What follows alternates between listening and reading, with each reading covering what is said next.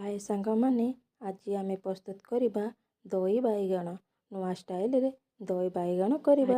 बाइगण टिको काटी साइला परे लूण लंका गुंड हळदी गुंड पकेइकी भलरे ताकू गुळेइबा।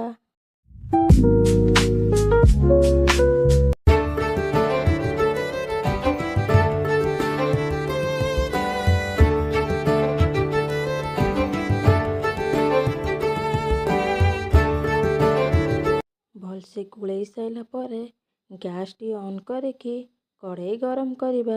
कढ़ई टी गरम ହେଲା ପରେ 4 ରୁ 5 ଚାମଚ ସୋରିଷ ତେଲ ପକେଇକି ତେଲ टी गरम करिबा।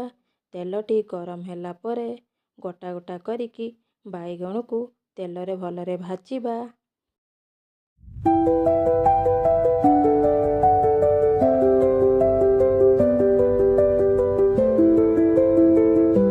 बाइगण टी नाल हवा पर्यंत ताकू भलरे भाजिबा। बाइगण टी भाजिला परे गोटे प्लेट को ताकू काढ़िबा। कढ़ई को गरम करिकी 2 चामच सोरिष तेल कढ़ई रे पकेइबा। तेल टी गरम होला परे 4टी सुकिला लंका कढ़ई रे लंका टी भलरे हवा पर्यंत ताकू भलरे भाजिबा। लंका टी हे गला परे तातरे पंच फुटण कढ़ई रे पकेइबा। फुटण टी हे गला परे कढ़ई रे भुसंगा पत्र पकेइकी ताकू भाजिबा। भलरे हे गला भुसंगा पत्र भाजी हे गला परे हळदी गुंड लंका गुंड पकेइबा। लंका गुंड हळदी गुंड पकेइ साइला परे बाइगण टी को भलरे भाजिबा। गैस टी बंद करिबा।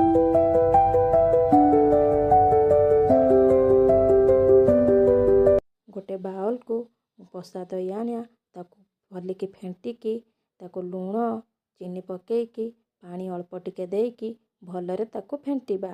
भलसे फेंटी गला परे